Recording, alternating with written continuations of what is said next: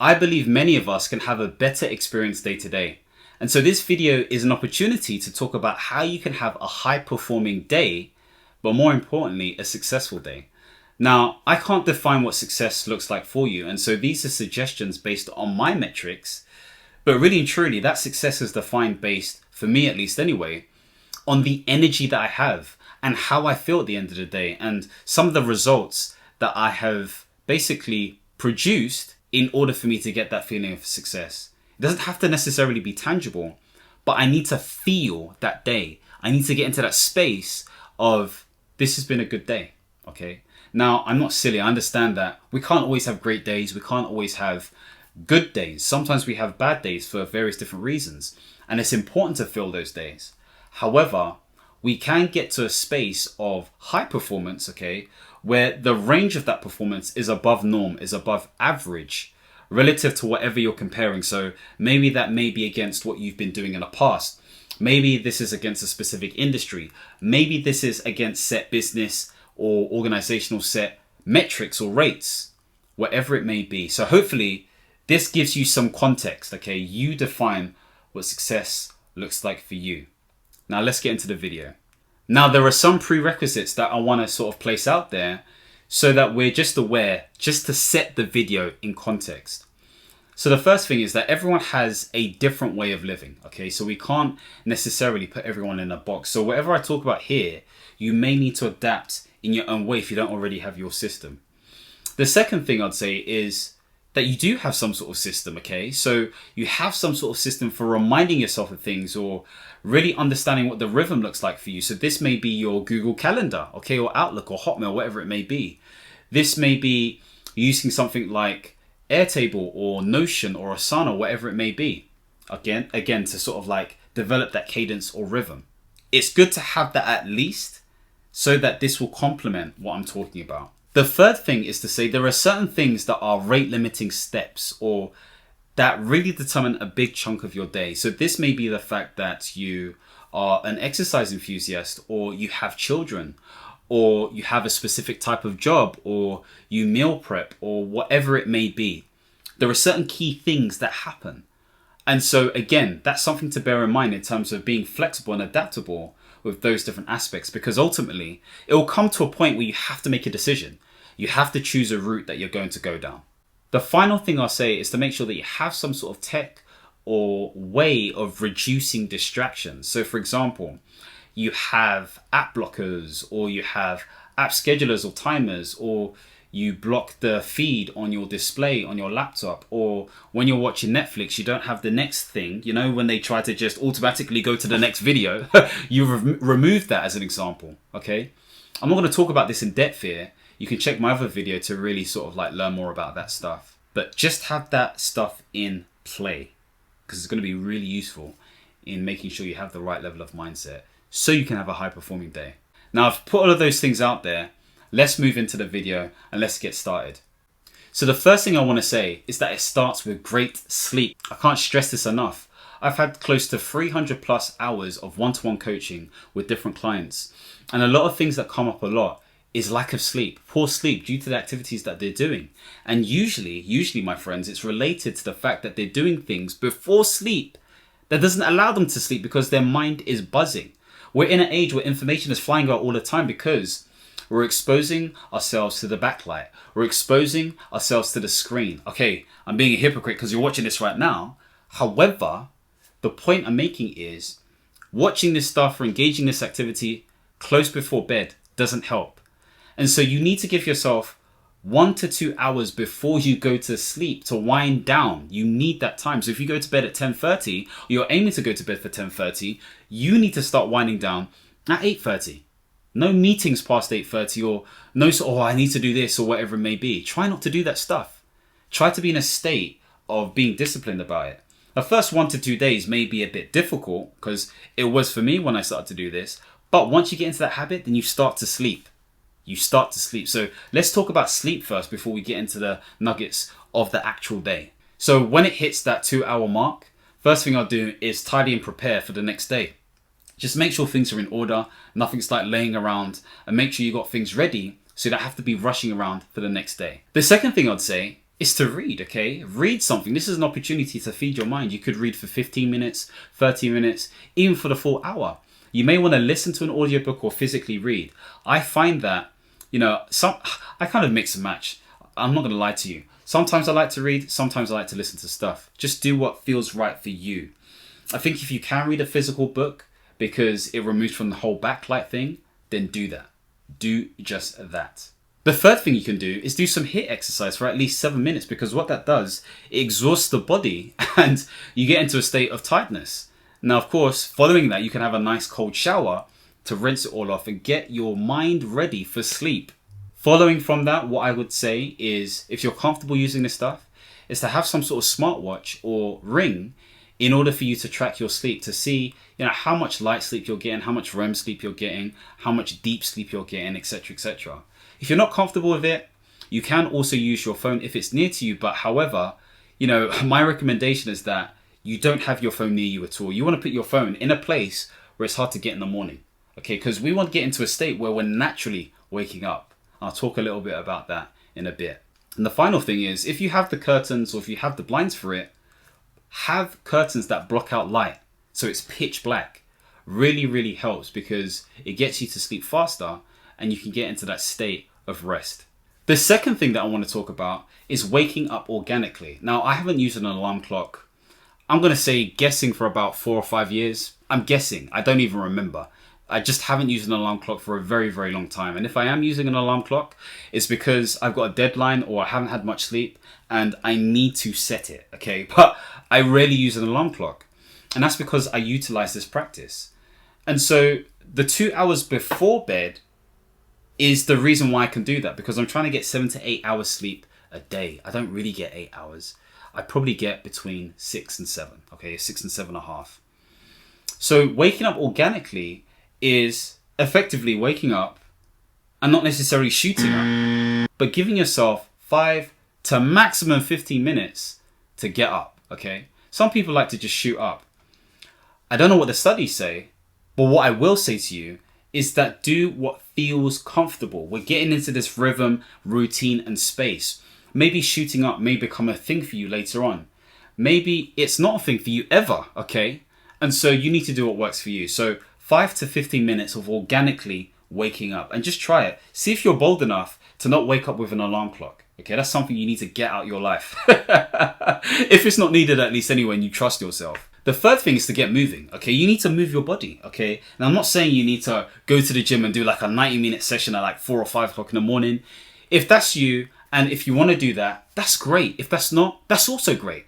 So what I mean by movement is, this could be stretches, okay? This could be exercising. This could be going for a walk. This is just getting your body limber and alert and ready to basically say, I'm ready to start the day, okay? And if you want to add those health benefits to it as well, again, it improves blood flow, it reduces the blood pressure, and it gives you a sense of alertness, as stated before. The fourth thing I'd like to say is that once you've got moving and you've stretched and all of that kind of stuff there, or you've done some workout exercise and you've, tidied yourself up, it's important to at least get your thoughts out, okay? So a journal for me is really important. And what that means is that a journal is an opportunity to express yourself. A journal is an opportunity to at least organize your thoughts lightly, I'm going to say, okay? A journal is an opportunity to review and reflect. And so there are two sort of like distinct, I think, important things that a journal can do for you. Number one, it gives you an opportunity to focus on the forward. Okay, so it gives you an idea to know what you need to do throughout the day.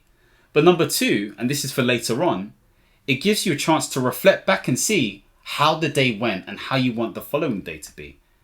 What were you grateful for? So use the journal to really sort of do two things, and this is what I do. Number one, what's the one thing you want to focus on? This one thing could be an objective. It could be a feeling that you want to feel. It could be a value or behavior or character trait that you want to express. I think I said objective before, but these are things that you want to focus on for the day. Follow on course until successful.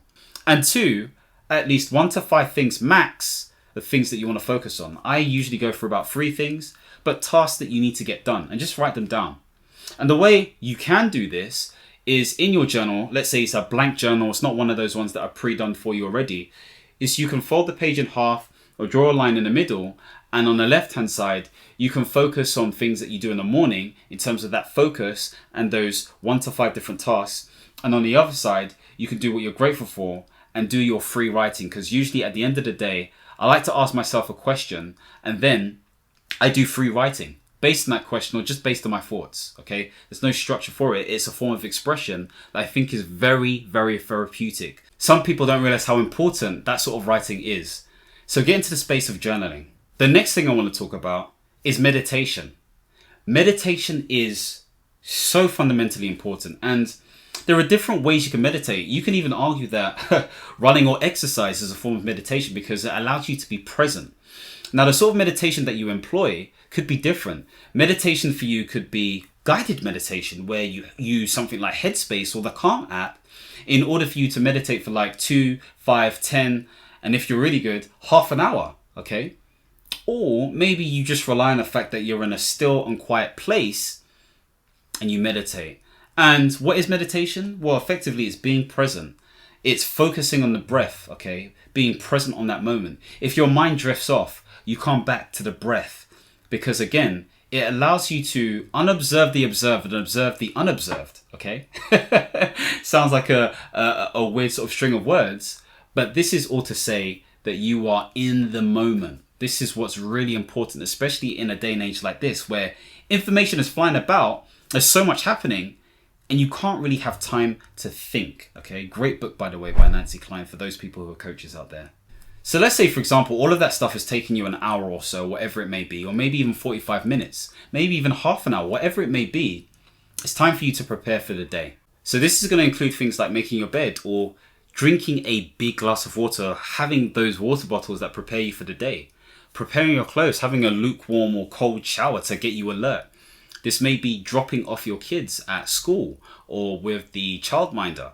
Okay, so prepare your day. Think about those things, and you may have to write this stuff out just so you understand how you can organize your time, okay? Because sometimes we just do it on autopilot, but there could be a more effective and efficient way to do it. Sometimes you just need to get it done just within that time window and frame. And so that relates back to that thing that I was saying before in terms of there are some things you just have to do, okay? You need to drop off your kids, you need to shower, you need to eat. If you are having breakfast and you're not fasting, okay, due to medical grounds or whatever it may be, you're making sure that you're having some sort of energy enriching breakfast. So not heavy in carbs, but great in fibers or whole grains, or maybe it's some sort of smoothie or porridge or whatever it may be. So make sure you prepare your day effectively. The seventh thing is pre-work or business related activities. What do I mean by this? Don't have your phone next to you. Okay, I'm shooting this right now, but I don't have my phone next to me to distract me because it's a distraction. So you want to put that in a dedicated place. Now, if you are, let's say, for example, going into work or going into business, into the city, then you need to be in a position where you either take that time to rest or you're productive, okay? So that productivity could be an opportunity to answer your emails or to do that research that you've been looking to do, or to even write up something that you need to write up. Fun fact here, like I said, I've written 10 books before. I said this in a previous video. And some of them are in draft right now, but I did that the majority of the time to and from work on my phone, okay, on Google Docs. First time I've seen Google Docs move crazy slow, okay? So it can be done. It can be done. Utilize that time effectively, especially if your journey is like a solid, smooth hour, okay? If you're coming on and off stuff, then maybe it's a little bit difficult for you to do. And so maybe it's a case of reading or listening to an audiobook or something that can calm your spirit or grow or develop you. The eighth thing is actually managing your day. Now, this could be a video in itself, and I'm going to blitz through this because I might make it another video, okay? So there are multiple different items here to really know, and I'm just going to list them out. So the first thing is to put your notification sound on silent, okay? This relates to maybe emails or your Teams messages or anything that comes through, whether that's instant messaging or email, because that sound can trigger this sort of like state of anxiety and, oh my gosh, I need to get this done now. No, we don't want any of that stuff. So put that stuff on silent if you trust yourself to do that, okay? The second thing you can do is put your status, if you're using something like Teams or Hangouts or whatever it may be, on busy or do not disturb. And you're generally going to be, but you need to minimize the amount of people who disturb you. because again, it allows you to get focused, it allows you to get stuff done, and it allows you to finish your day earlier. Sometimes we can introduce more stuff and it means that we're doing more later on, Parkinson's law. But again, I'm going to talk about how it's important to make sure you minimize that. After that, you want to make sure that you have a solid Kanban board process or action log that you're reviewing every single time based on meetings and feedback that you get from people around you. You also want to ensure that you have the right filing structure in order for you to house your documents, your data, and your notes as well, because again, this is something you can refer back to. Don't ever go to a meeting that is unnecessary, and so you want to make sure you have a color coding system that other people can understand, but that you can understand too. So for example, red is I have to go to this, green may be annual leave, yellow may be, oh, it's questionable.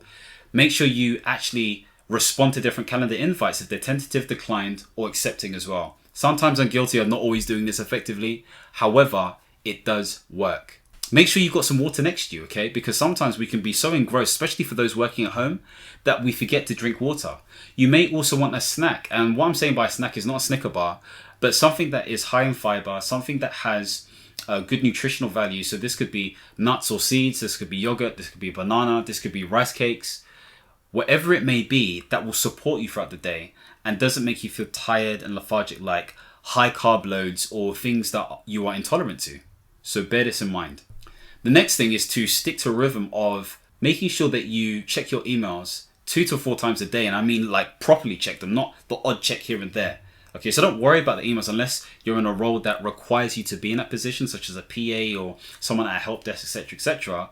If people need you, they'll call you or put a message in instant messaging as well. So do this accordingly, but learn to reduce the amount of time that you actually check your emails. The other thing I'll say about managing your day is to be kind to yourself. You have to be kind to yourself.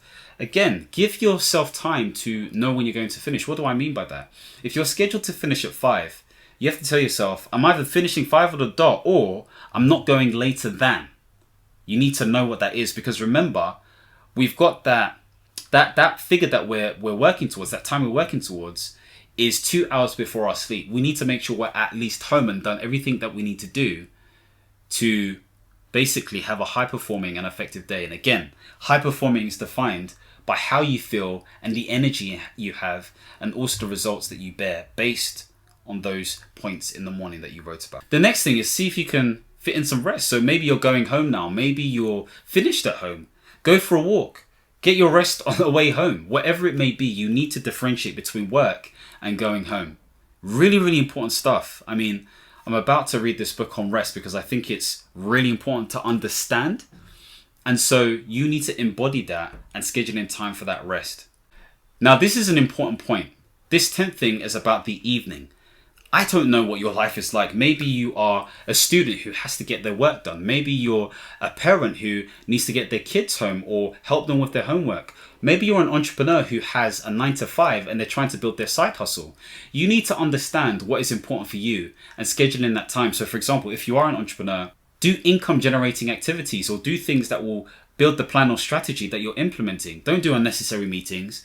Make sure you have the right level of content that is intentional. These are just examples. Do you need to spend more time with your partner?